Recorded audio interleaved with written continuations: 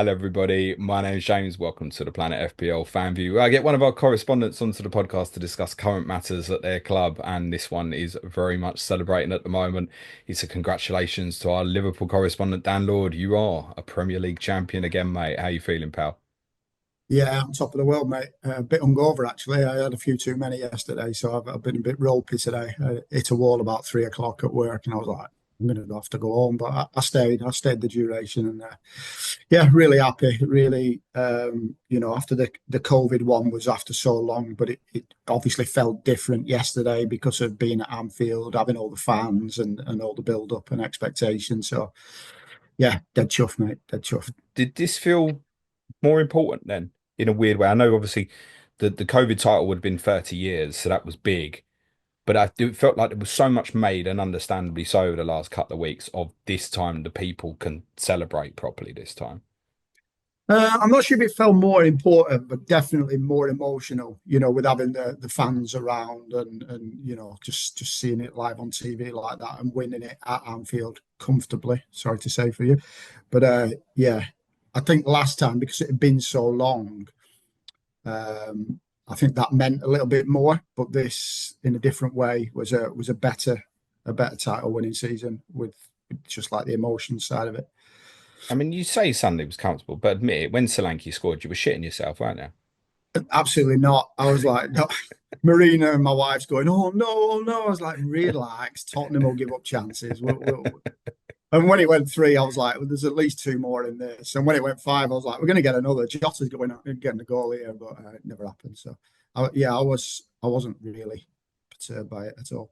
Was there a point reflecting over the last few weeks where you went, this is it, I know we're doing it? Yeah, it kind of crept up really, and I've always been a bit of a pessimist as far as Liverpool go. I'm not one of them gobshites, as so we're called, and we're going to win this, we're going to win that. It's I've seen too much of Liverpool over the years. I've been supporting them. Well, what am I now? 43 years or something like that. So I was first started getting into Liverpool in the good times in the 80s. That's when I first started watching, and then I've had to endure all them years of United and Arsenal dominating, and then Chelsea, and then City. So it's kind of nice that it's come back round again, and yeah, really chuffed. Can you remember the United and the famous Ferguson quote knocking you off your perch? Yeah, And how that felt? Because obviously you would have grown up with, obviously you would never have thought in 1990 you would go 30 years without a league title, but probably also never thought anybody else would eclipse Liverpool's 18 league titles at that point. Could you remember how that felt at that point, seeing United overtake you? yeah, it was terrible because them Fergie years, I was at university and I shared a house with five other lads, four of which were United fans. So I had to endure all the shit that came with that as well. There was me and another lad who's a Liverpool fan, and the rest were all United, all four of them. So it was like, yeah, it was horrendous. Are you still in touch with them? Yeah, yeah, all still mates. Yeah, my best Yeah. mate is a United fan. Yeah. Have they blocked you or No, I've not heard from him to be honest. But he'll be gutted. He'll be spitting feathers somewhere. could you back on the perch now? Obviously joined with 20. Is that important as well? Um, Not so much so to me. I think a lot of people, as you know, they use football as banter between mates and wind people up. I'm not kind of one of them fans really. I've got other United mates in other WhatsApp groups who've just gone silent because they're that pissed off. And if United are winning, the messages and messages are coming and having digs. I'm not that kind of person. You know what I mean? It's just like yeah, I've seen too much of it to gloat for it to throw back in your face. So I kind of yeah, just let it slide really. And Rewind to last summer. Let's be honest. We can all put our hands up. Don't think any of us thought you were winning this league this year, mate. And primarily because it just felt like it was going to be such a task to replace Jurgen Klopp. It also felt a little bit like last year. You obviously pushed City and Arsenal quite close, then fell away towards the end. You got yourselves right in it. It did feel like the last push of a team a little bit.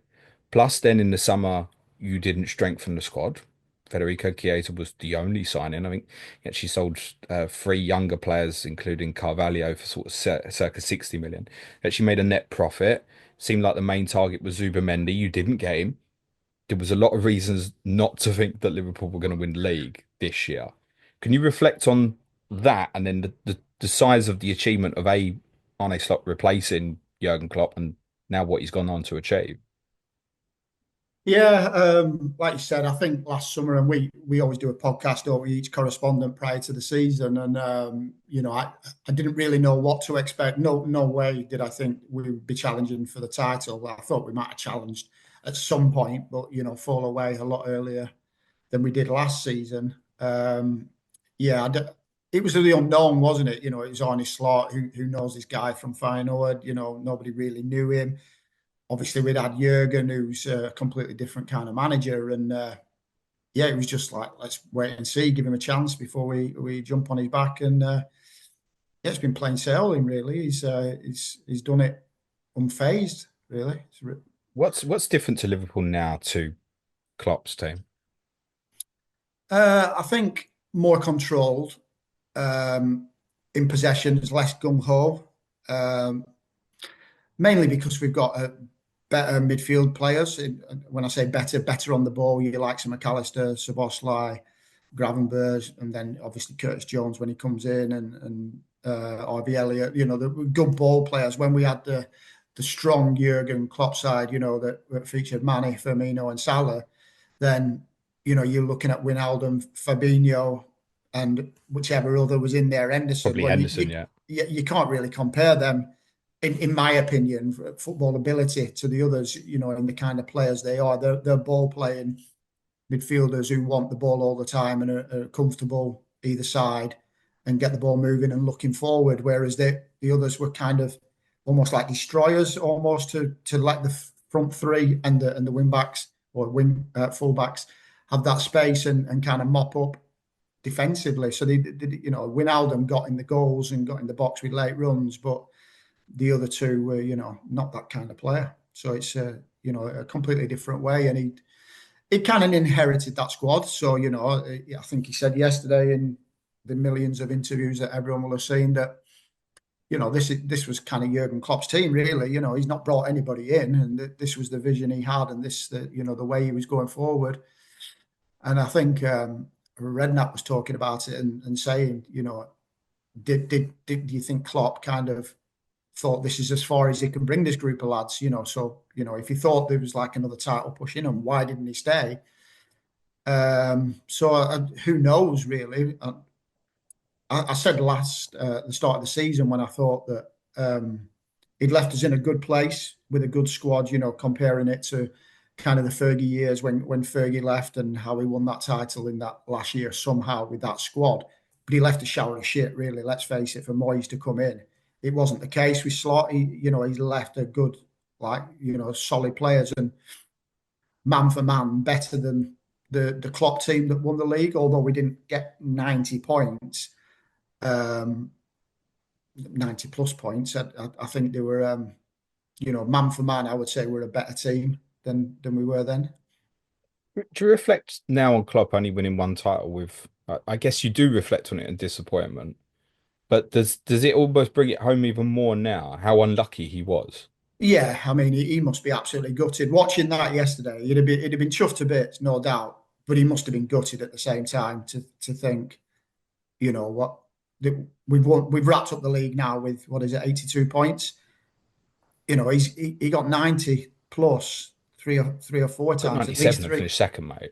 Yeah, that's probably not going to happen again in the history No. of the Premier League. And you feel sorry for him a little bit. He couldn't do any more, but just City were too good. And this year we've not really had anyone challenging like they did. City fell away. I think the loss of Rodri was massive. And Arsenal just not been able to put a run together really. And they've had a lot of injuries, granted, but yeah, it's just been a I, cancer really. I wondered if you think of sort of like Aguero 2012 as kind of like the epitome of how to win a league, the dream scenario. You've obviously now won two at a canter. Very, Yeah. very easy. And I did wonder if that took anything away from the experience, almost knowing, I know you probably don't want to outwardly admit it, but even more so actually in 2020, known for a long time, really, that you were going to win the league. I think most of us neutrals kind of by end of February were like, it's in the bag.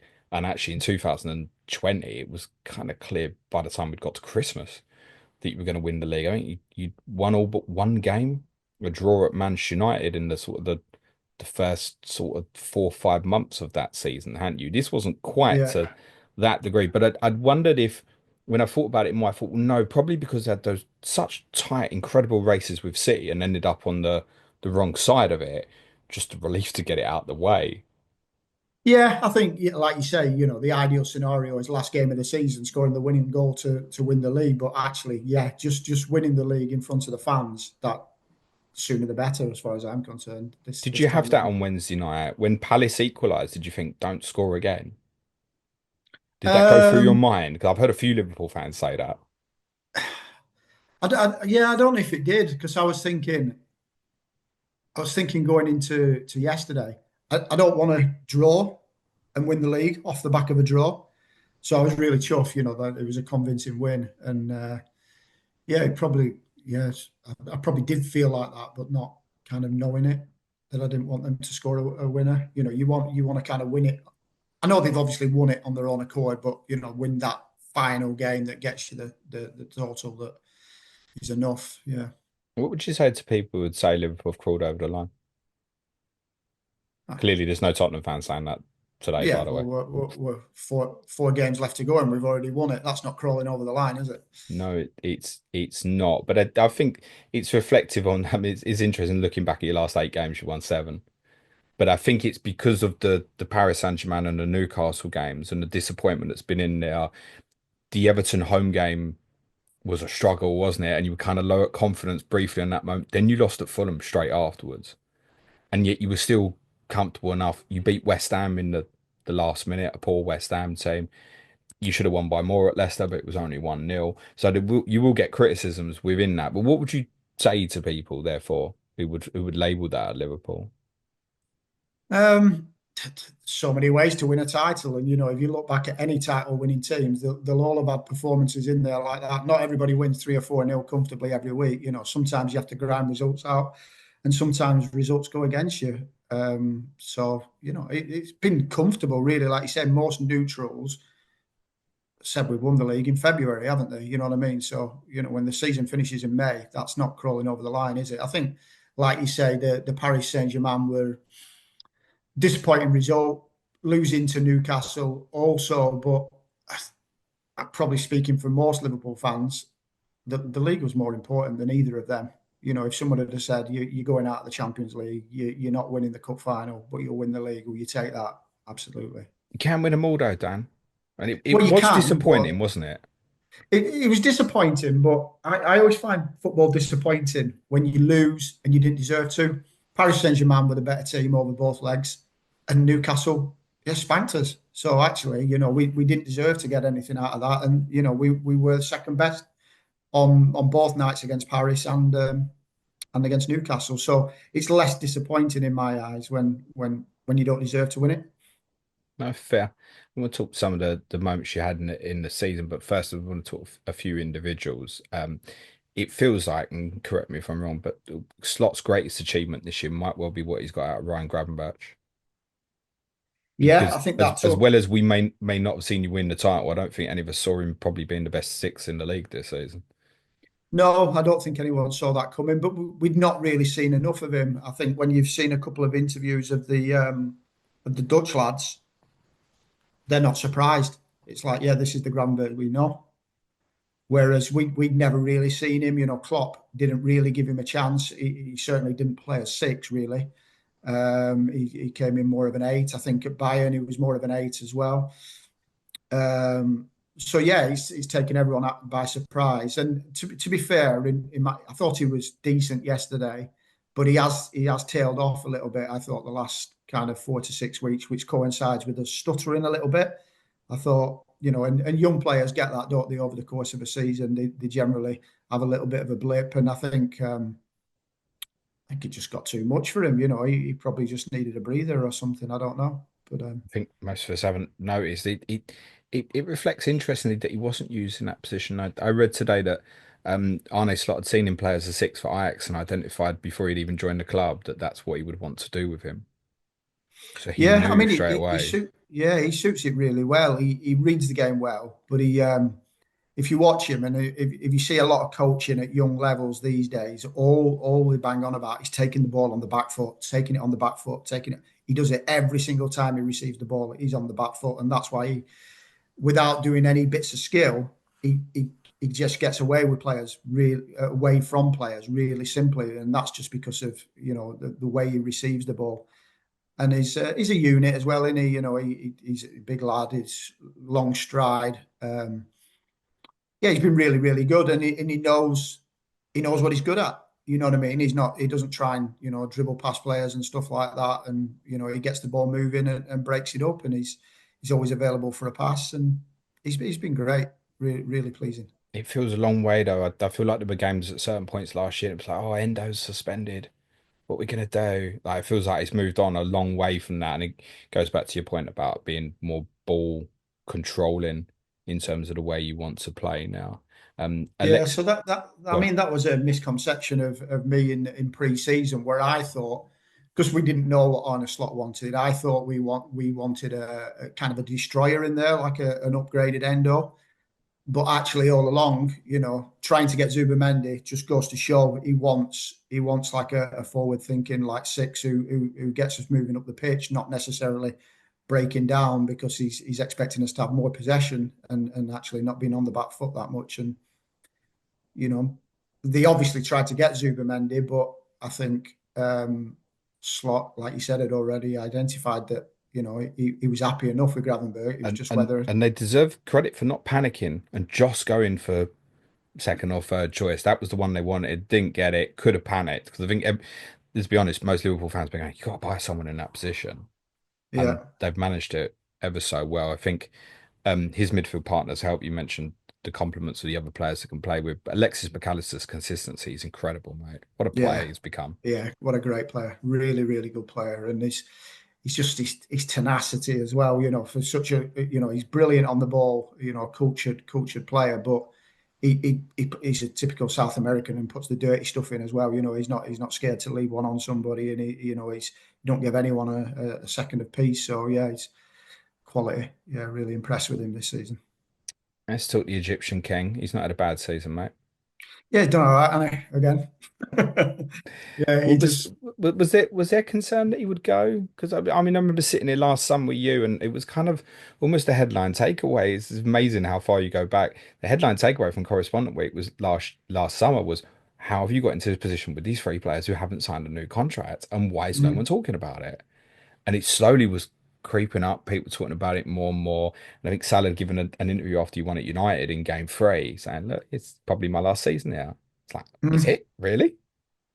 Yeah, no, like you say, we've spoken about it several times this season, and we've still only got two out of the three over the line. I mean, it looks like Trent's on his way to Madrid, but I mean that's not confirmed yet. So who knows? But yeah, I don't know. I don't know the ins and outs of the going on at the club, but it felt weird to kind of leave it running on and on and on and on. But it's obviously not hindered the players, has it? So I think Van Dijk's had a fantastic season as well. So Yes, he has. It felt like the sort of story that could get away from you.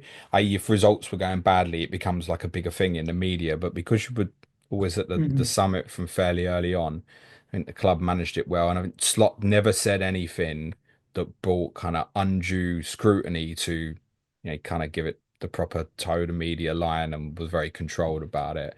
And I don't think there was any doubt that Mo and Virgil van Dijk were going to stay on.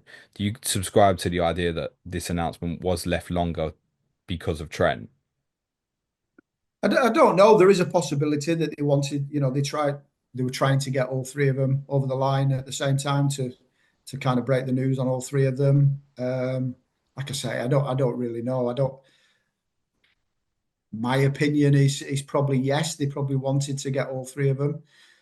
There's another kind of thinking that they wanted to see how the season went, particularly with the older two, and see are they on the decline. only time will tell, and that's obviously proven that they're not. And we don't know what the negotiations were. Did they want 3 years, and they wanted only to give them two, or were they waiting that none of them picked up a serious injury through the course of the season, and that may have finished them. I don't really know. I don't think anyone knows apart from the people who are in the know at the club. There was a lot of changing of people upstairs, wasn't there? I think kind of led to it getting left this long. The club's done well to get the two players re-signed. With Mm. Trent, if he does go, are you angry?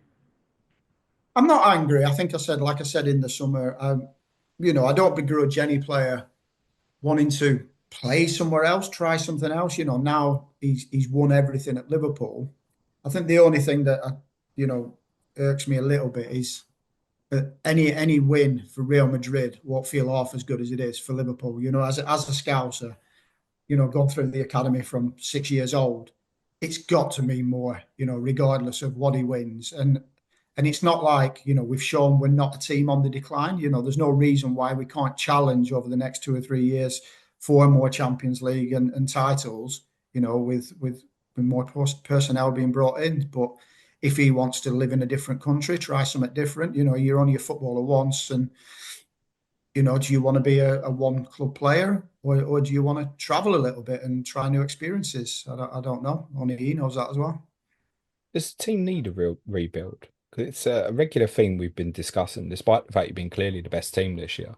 It's unusual to look at a champions who've won it by so much and actually said they do need to buy new players. Is that still a fair assessment? I think we need to buy um, players that can come in when the time is right. So, like younger players who kind of sit in the wings, and then someone there ready to replace Salah, ready to replace Robertson, Van Dijk. The older players, ready to step up when the time's right. I'm not sure how much of the youth is good enough to do that. Whether Kwanzaa and Ivy Elliott, I won't class Jones as youth anymore, but are they good enough to step up? Yeah, possibly, but I don't think they're 30 game a season players. They're kind of in and out players, and I think you just need to bolster that squad a little bit um, to future proof, really. Feels like a left back is a certainty. Would that be fair? I would say so. I can't imagine Simicast is going to stick around for another season, and as good as Robertson's been, and I think he's on the decline. He's not going to hit the peaks he hit 3 or 4 years ago. So yeah, maybe a left back is kind of priority number one, and a left centre back. And then do we need wingers? We'll probably need another striker. I'm guessing Nunez will probably be off in the summer. Um, Rumours are that Diaz could be as well. I'll be gutted if that happens, but it's a possibility. So if they sell, they're going to have to bring in as well. And this, like we mentioned earlier, this is not Slot's team. This is Klopp's team almost. So he might want to bring in players that he thinks suit his style a lot better.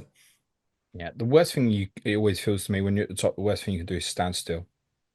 You need to keep pushing and re-energizing. I think Yeah, of City course have you do. found that out quite a bit this year, and I'm sure they'll come back strong. I feel like it's a given that you will, because you didn't last summer. It's a given that you will add additions and reshape the squad a little bit in the summer. No doubt about that, mate. And we'll talk some of the moments from the season. You won at Ipswich opening day. We followed it Mm. up with a victory against Brentford, and then won 3-0 at Old Trafford. Could have won by more. So first three games, three wins. Game four, you lost at home to Nottingham Forest. And I can't believe no one's not pulled me up on this line yet, because I remember exactly what I said on the Game Review podcast for game week 4. I said the honeymoon period's over. Yeah, just for a week. Just for a week. What did you think when you lost to Forest? Did it feel a little bit like that? Well, yeah, because we didn't expect Liverpool to be where they are. We didn't expect Forest to be actually one of the best teams in the league going forward, and we don't lose many at home. So to lose to Forest was about, oh dear, like you say, yeah, is this the honeymoon period His over? second home game, yeah. But Forest have gone on to show the third best team in the league at the moment, or fourth, or depending on what they do on Thursday. No, they've been really good, Forest, and a team that suits playing against Liverpool at home, I suppose, because they like to play on the counter attack. We're obviously going to have loads of possession at home and kill us on the break with the speed, and they've certainly got plenty of that on the wings, haven't they? In hindsight, do you reflect on the start you had and think, and we knew it was a kind run of fixtures, that it very much set you up to get ahead and have the opportunity? What followed Forest was wins against Bournemouth, Wolves, and Palace. So across that opening seven, Forest obviously had an exceptional season, but on paper looked like a straightforward fixture at the time. Bournemouth are the only other side there that are top half and have probably exceeded expectations for the average neutral as well. There was a great opening set of seven fixtures, wasn't it? Yeah, we'd highlighted it, haven't we, from an FPL perspective, and said, Liverpool have got the strongest start. Load up on your Liverpool players, and on paper it was like that. That's a hell of a start, and we spoke about it in a few pods. If Liverpool, they want to be points ahead after the first 7 or 8 games, and then there was a little tougher period, and then you said, in one of the pods that if they're still, up there after that difficult run leading up to December, then you're well in the title race, and kind of the rest is history, really, isn't it? That tougher period also includes some very difficult Champions League games. You Yeah, beat Real Madrid. You yeah, demolished Bayer Leverkusen 4-0 at Anfield. But game eight was against Chelsea at Anfield. yeah. Chelsea were excellent that day. They gave you a really, really tough football match. And Curtis Jones scored the winner after a Mo Salah penalty to win the game Mhm. 2-1. And that on paper, because of the way United had started under Ten Hag, felt like your first real test and you Yeah, because passed Chelsea it. Chelsea got a good start as well, didn't they? They Yeah. started like a house on fire as well, and again Chelsea was a little bit of an unknown, a bit like Slot. We didn't know what Maresca was going to do, and they probably overachieved expectations in the early start, and they did have a blip unlike us. But yeah, they were probably the second team in form come that match. Following the Chelsea game, you went to the Emirates. And you got a bit Yeah. of criticism for that. You drew 2-2 that day, but Arsenal finished with a team on the pitch that was severely depleted defensively, and it felt like they were there to be beat. And Mm. I didn't think you did enough to try and win the game. Now, that looks laughable in hindsight. Drawing away to your biggest competitors is absolutely reasonable. But is it right to reflect on that? Say it did feel like that at the time, that it could be a missed opportunity. Yeah, it did, and we kind of it was just a final ball in that game. We just didn't create anything. Every cross was dealt with, and like you say, they had kind of a depleted team. I think Partey played in defence. Um, Saliba was probably out, wasn't he, at that stage? And it was, I think Gabriel went yeah, off injured, if I remember correctly. who did? Gabriel, Gabriel yes, went he off did. Yeah, injured. quite And early listen, on. I was on my way back from a bad defeat at Yeah, Selhurst yeah, Park, no, that was one of that was how quite many. early on. I want to say that was kind of first half almost. Yeah, just after the second half, just having a look now, 54th minute. Yeah, and then Kiwior came in. So, we had Kiwior I think Ben and White Ben covered at White. centre back. We didn't really know the quality of Lewis Skelly at the time. It was one of his Yeah. first games. They felt depleted. Yeah, it just felt like every ball into the box just kept getting cleared, and there was no quality really. So it was just I was disappointed personally that we came out of that with a draw. Um, yeah, because of the circumstances. The decisive moment felt like it came the following weekend, actually, in game week 10. Arsenal lost at St James's Park at lunchtime, having just drawn with yourself, and they lost at Bournemouth the weekend before. Saliba was obviously suspended against you in the 2-2 draw, having been sent off in that game. And you hosted Brighton in the 3 o'clock and was 1-0 down at halftime, didn't play well. And I'd been telling everyone all week, I think Bournemouth will beat Man City. And it did. And so Arsenal lost, City lost, and you came from behind to beat Brighton to now put yourself in a position where you were like 8 wins, one draw, and a defeat from your opening 10, and realizing that you'd come through a couple of difficult games and were still up there and clear. Mm. And it felt like that was the day there was a belief. I remember reading a lot in the early parts of the season. People complained about the atmosphere at Anfield. But in the Brighton game, people went, yeah, the atmosphere is back now. And the belief is there that this is achievable. Yeah,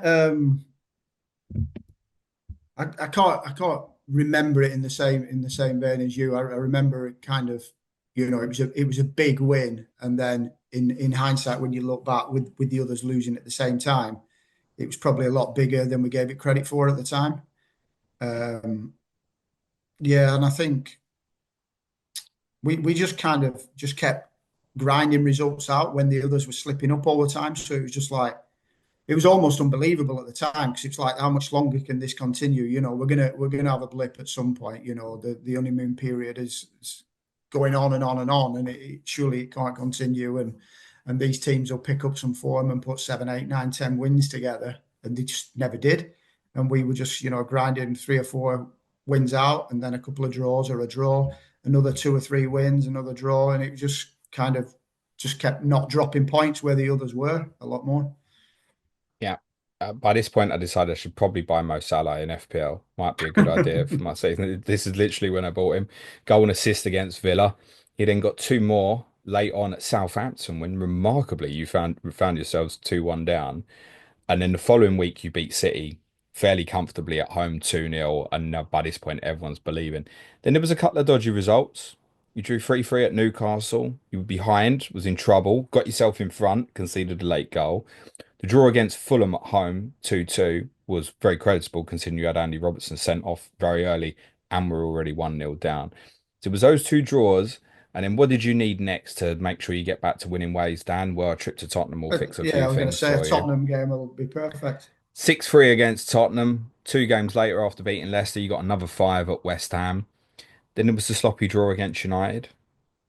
Arguably your worst performance of the season, maybe some would say the 2-2 at Anfield. And Yeah, the I other would say games that so. you've drawn since, I spoke to you about this off camera, drawing at Forest, yes, the late concession of the equalising goal at Everton, the draw at Villa. These are reasonable games to be picking up 1 points on the road. They're the sort of Yeah, ones you'd especially go, with the yeah, others, points, okay, it's okay. especially with the others slipping up as well. It just makes it, any given season, like you say, some of them matches away at Newcastle, away at Villa, even home to United, regardless of what form United is in. And yes, we were poor, but as long as you don't lose that game, and the others, the top teams, City and Chelsea and Arsenal, uh, they'll go to them places and be happy with a point 9 times, 9 times out of 10, going to Newcastle and Villa, the tough places to go and get results. Arsenal would remarkably never not won more than 3 league games in a row this season. But also surprisingly, as I said to you before we started, you've not won more than four. Mm, But yours are bunched with like 4 wins in a row draw, 3 wins in a row draw, 4 wins in a row. That's kind of the sort of run the way you've done it this season. You had this period of really tough away games that we'd highlighted, and I kept saying to Clayton, look, Liverpool got so many tough away games still to go. There are definitely banana skins there. The draw at mm, Forest, you were behind. You won 2-0 at Brentford with two very late goals from Darwin Núñez. You won 2-0 at Bournemouth, was a big result. They were absolutely flying at the time, if you remember. yeah, yeah. Then there was a Merseyside draw, derby draw, and the draw at Villa, which was sandwiched by a very nervy home win against Wolves, where you didn't even have a shot in the second half. And I think Vitor Pereira's shown what a good job he's done at Wolves this year. But after the Villa draw was the clincher for me, was the victory at Manchester City the day after Arsenal had lost at home to West Ham. That absolutely felt like game. And the professionalism in that performance at City was something I don't think we would have seen under Jurgen Klopp. Klopp. The control that you showed to be able to take them apart in transition on the counter attack and then quite happily sit on it. And despite I think you had under 30% possession, you could have won by more than 2-0, mate. Yeah, no, yeah, but uh, yeah, I agree with you. But I mean, City are not the City we know this season, have they? No, They've not really been. Um, yeah, it was kind of just comfortable, and then we followed that up with a home win against Newcastle, I think, and that's right. that that that was a good result as well. And I think the psychological as well, though, that the manner of Arsenal losing, you winning that comfortably at City, considering the battles, the incredible battles. Times you and I have sat here with Johnny Pringle, and you went, we're inspiring each other, keep pushing each other. But all those times, other than one Champions League win you had there, you hadn't won there in the league, so there was the psychological monkey off that back as well. Mm, From there, it was done, and yeah, people say, yeah, you've crawled over the line. I mean, it's 7 wins from 8 since that City win. yeah, Very straightforward, mate. Big yeah, big congratulations. yeah. Thanks. Yeah, we said, didn't we, off camera? Yeah, people will say that we crawled over the line, and that's probably emphasised a little bit by the Champions League knockout to PSG, who were fantastic over both legs, particularly the first leg, and the Newcastle final, which we were second best for 90 minutes, really. Um, but there's still 4 games to go, and we've already wrapped it up. So that's not crawling over the line, in my opinion. No, it's not. I wish I could crawl over the line in certain ways. I mean, for you 4 games spare, I don't know if my team's won 4 games this year, mate. Dan, big congratulations. Before we finish, I must ask you a little bit of fantasy. No, don't. I'm Is having a it shocker. okay? Well, I won't ask you about you personally. There are a few suggesting about taking Mo out. Look, it's only 4 games to go, so it's a small sample. But I think the theory on that is Chelsea away, Arsenal at home, Brighton away. None of them scream, particularly even more so with the title now won. None of them scream captaincy, and even Palace at home final day, which I think now looks a little better now. Palace have got to the cup final, by the way, but there's good alternatives on final day as well. Problem is, there isn't anyone to take him out for, is there? Well, that's the thing, isn't it? If you wanted to save funds elsewhere and, bring your Palmers in or Haaland's, well, Palmer's in no kind of form. Haaland's, we don't know when he's going to be back. And Salah's desperate to A, be, golden boot, but also B, was it one behind this record of most combined goals and assists in a season? Is that right?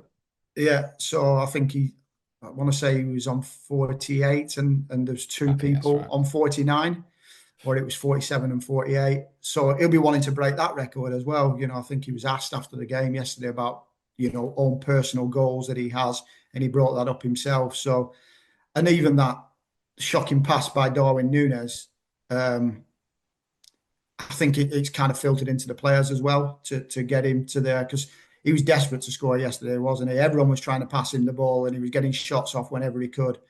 And Núñez, any striker worth the money is not thinking of passing there. He absolutely, Mo, came out for the second half on Sunday because I think he'd actually been really good creatively in the first half. You think of the pass for Szoboszlai for the equalising goal. He came out for the second half like a different player. Like, no, no, no, I'm not leaving this party without scoring. It was quite clear, wasn't it? Yeah, yeah, and like I said, he was just desperate to score. He's having shots at any given opportunity. You see him sometimes. He received the ball on the right, and he's looking up for a pass. You could see that he wasn't looking for that pass. He was looking to drive, get it on his left, and get a shot away. Probably to kind of get this Google Pixel advert sorted by all accounts. The captaincy theory has legs, though, isn't it? Like, particularly say this week, Chelsea way doesn't scream great captaincy pick, does it? It wouldn't for any player, really. No, but I've always kind of had the theory that just because you're spending a lot on the player, he doesn't have to be a captain, and especially like we just mentioned that there's probably funds to spare that there's no reason you can't have him in there but captain someone else just because they're not as high value as him. I think he'll tick over. He'll get 3 or 4 more goal contributions, I would say, in the last 4 games. All the Yeah. pressure's off now as well. In they can play with freedom. Yeah, I mean, look, he's pretty much he's going to be a loser in my book if that's what it is, isn't it? It's like he's a loser in the book if I don't captain him. Someone was not wanting him to do well, but I don't know where I would go with the money. I'm on wildcard. I don't know where I would go with it, and I agree with you. It's not like I don't think he'll probably get 3 or 4 returns between now and the end of the season. Do I back anybody else to do that with confidence? No, not really. Certainly not near his price value anyway. So I may well take him on for captaincy quite a bit, quite possibly. Or do you think? You'd still captain him this week, Dan. Um, There's decent alternatives, but I mean, none of it's not them like none of them Chelsea are scream. defensively solid, is it? No, but I think in some of the games this year, we've seen very tight Chelsea games. I think particularly against some of the bigger opponents, they've had a succession of 1-0s recently. Tottenham and Everton at home, they lost 1-0 at Arsenal. They were 1-0 down at Fulham till very late in the game. I think a lot of their games against some of the better teams have been quite tight. And I think most Chelsea games at the moment feel like they will be low scoring.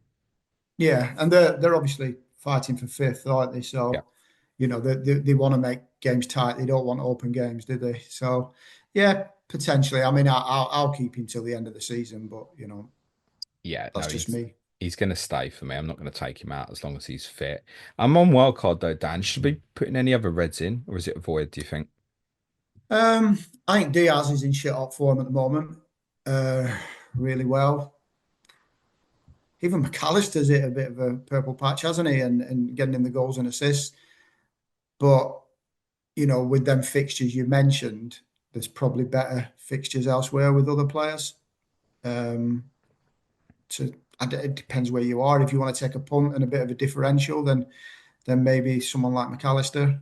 Well, Um, well, I guess coming back to the money, because it's not really needed at the moment. What about Trent for this running? yeah, um, why Bradley, not? Bradley, we think is fit, by the way, for the Yeah, I Chelsea think game. it Just was had a only minor kind of problem a at the little weekend. bit of a slight problem.